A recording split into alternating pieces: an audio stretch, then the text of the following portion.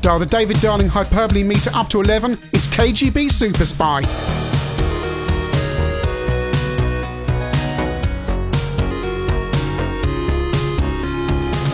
It's always a joy to look through on eBay and see some of the games that you don't actually own, almost like you're browsing them in the shop. And I saw a copy of KGB Super Spy for the C64 on sale, brand new old stock. And I thought, that's not a game I know. Probably didn't come out on the Amstrad, and indeed it didn't. It only came out on the C64 and Spectrum. Has a picture of, what appears to be David Darling on the front cover, about to jump onto some kind of helicopter, and it's been designed by a defector from presumably Mastertronic. The back of the box screams action-packed arcade fun.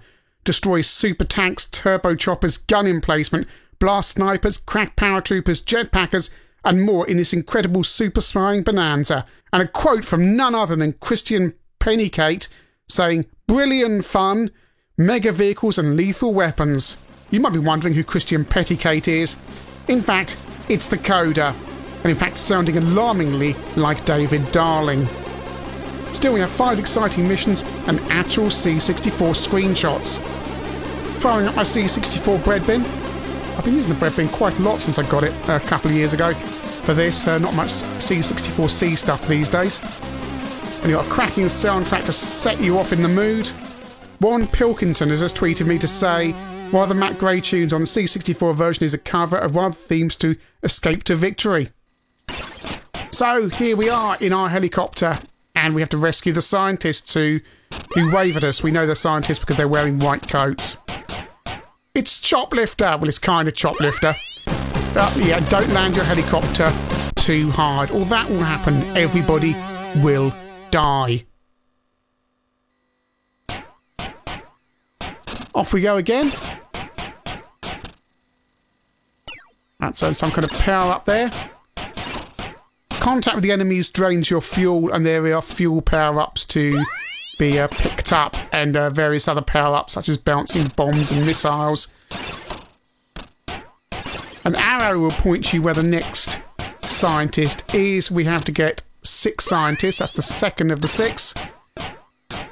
So we now need to go right. Unlike Choplifter, we don't appear to be able to shoot straight down. Over to the Spectrum. And we have the music from Ninja Massacre, or, if you're an earlier Codemasters game, one of the BMX simulator games. Really disconcerting when Codemasters do this. Especially when you really associate the tune with another game like I do with Ninja Massacre, where the tune plays the entire time.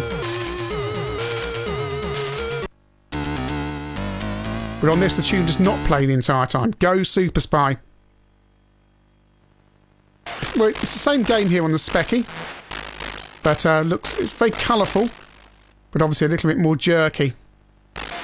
No Amstrad version, which is quite odd for Codemasters. Did they think it wasn't going to move well enough? Didn't they get time to code it? It is Colour Clash City, which makes spotting the scientists quite hard. There's one waving down there, but they look a bit like Bod on the Spectrum.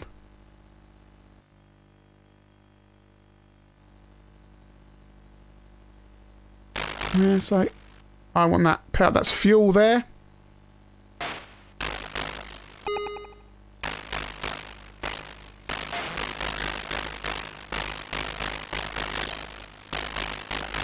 And it takes a little while to work out on the Spectrum. The top and bottom of the menu bar are telling you where the scientist is. It's not an obvious arrow like the C64 version. It's the entire stripe of arrows. So now we're going back this way. Oh, and we've shot a scientist.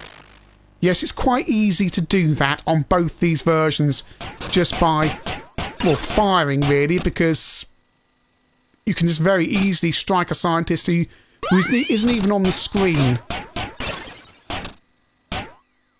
I've now enabled a cheat on the C64. We've rescued 5 of the 6 scientists. The cheat will mean I'm not drained of energy, so I can actually get through this game. There he is. Oh, and I can land harder as well. Don't land that hard. There's another one there. Oh, and sometimes the enemy decides themselves a scientist. You land, and it's the enemy. So watch out for that. There's no obvious way to tell that. The safe house looks like something from Fire Lord.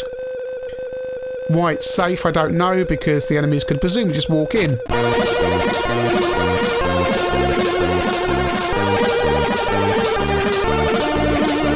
Sounds a bit more like Go West for the village people, but hey ho.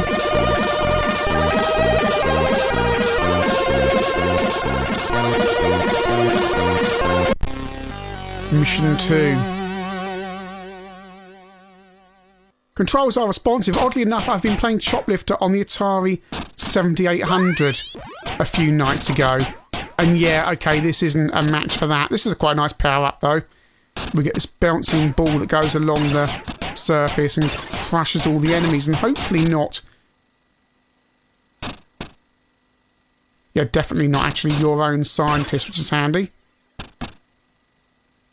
There we go, landed there. Back on the Specky, where it's far more pedestrian. The game doesn't lose much being slower. What is annoying is just how hard it is to spot stuff down on the bottom there when scientists are against a coloured background. You can't tell them apart sufficiently easily. So we've got all 6 scientists. There we go.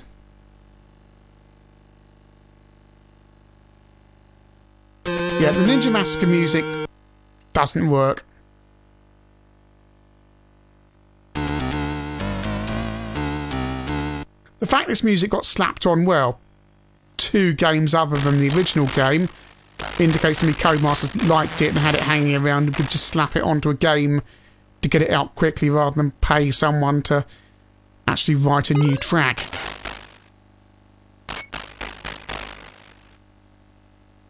So we're heading left. Like treasure hunt this, isn't it? Look, I'm Anneka Rice and I'm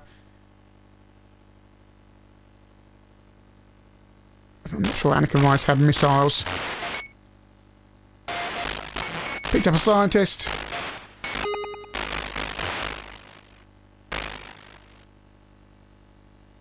And I am now invulnerable on the spectrum as well. Just if you're wondering why my energy is not draining. It is quite brutal. It's not... There's only 5 levels, and you might think 5 levels isn't a lot. And you'd kind of be right, except the game is hard. It's also a noticeable enough slowdown on the Specky when there's a lot going on the screen, which is most of the time. So you don't... So what's actually more noticeable is when there's not much going on, and the game speeds up. Perhaps that's an indication of why this game didn't end up on the CPC. Back to the C64, where everything's far... I've shot a scientist again. It's Choplifter, but everyone loves Choplifter, and therefore it's not really a problem with the format other than just the general toughness of it. Back to the Specky, although there are loads of power-ups. There's a shield power-up. There's plenty of fuel around the place and plenty of power-ups, but it is so busy. There's so many other helicopters flying around, baddies, jetpacks. They all saps your fuel. And we've got one more person to find, and we've got to go left. There he is. So we've got him, and that's going to complete level 2. It's going to land there, and there we go. It's a game that doesn't seem to be picked up by any of the Spectrum magazines for review. And indeed, I don't remember seeing it on sale. So it's all a bit kind of peculiar. No Amstrad version, no copies that I saw on sale, no magazine reviews. Peculiar, because it's not a bad game at all. I've done it again. I keep shooting the scientists, and it's hard not to. It's very hard not to. And when you shoot the scientists, you lose the life, and indeed you lose... Oh, I've done it again!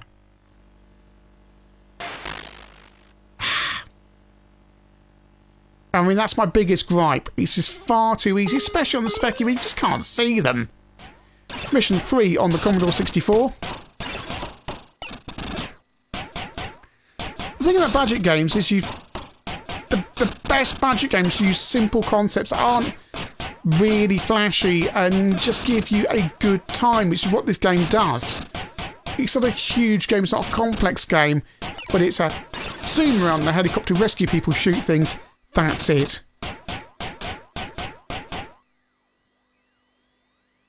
And that's really all you're looking for. No, I've no survivors. I've lost my helicopter again.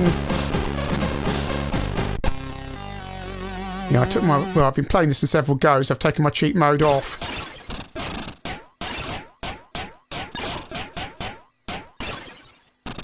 There we go. Racking up the score now. Plenty of fuel on board. Well done, mission 3 complete. Is this the Escape to Victory tune? Well, there's only 2 tunes in the game, so it's got to be one of them. Mission 4.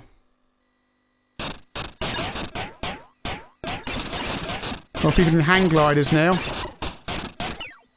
I'm using one of the super hacks today from Vinny.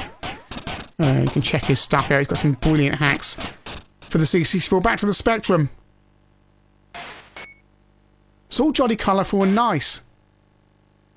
For your $2.99, I'm enjoying this. I'm enjoying it. It's not perfect. There are flaws here, but it's a jolly romp. That's what it is. It's a jolly romp. Things I change with the game? Well, make it less hard to shoot the scientists when you're firing out bullets. You can just accidentally hit them and they die. I'd also improve the helicopter handling, because it's a little bit clunky, sluggish, call it what you will. And I'd also improve the landing. It's too easy to land the helicopter hard and wipe out everyone on board. I've done it again! Mission 5 on the C64, which is apparently different. You have to land at all the safe houses, but you don't get any guidance from the computer this time, just the arrows flash all the time. So you're just trying to fend off the baddies, and if you manage to land at all the safe houses, well, that's the game completed, although I'm yet to actually register a landing at a safe house. KGB Super Spy is a jolly budget romp on the Spectrum and C64. There is nothing original here at all. They've seen Choplifter, they've borrowed it and just changed a couple of the ideas. None of these have got particularly stunning graphics or sound, although the C64 has a good menu tune and between level tune. C64 is certainly faster and more playable, however. Gripes with the game? Well, it is quite difficult. I've been playing this a lot of the time with an infinite energy cheat, and you might want to seek out one of Vinny's mega hacks to play the game, because it does make it a bit more enjoyable. But as a budget game, you can pick up and play it and simply enjoy it. The Spectrum version is lovely and colourful. It's jerkier and slower, and on both of these games, my biggest gripe is that you can too easily shoot the scientists, but it's not game breaking. It's just really, really frustrating, and something you need to keep an eye out for and being very careful about where you are firing. But it's $2.99 of budget action with a load of hyperbole on the back. Quite the link to the KGB. I have no idea. Quite the link to a defector coding the game. I have no idea. But for so many Codemasters games, the hyperbole fails to deliver. But on this occasion, I actually think for £2.99, they've hit the spot.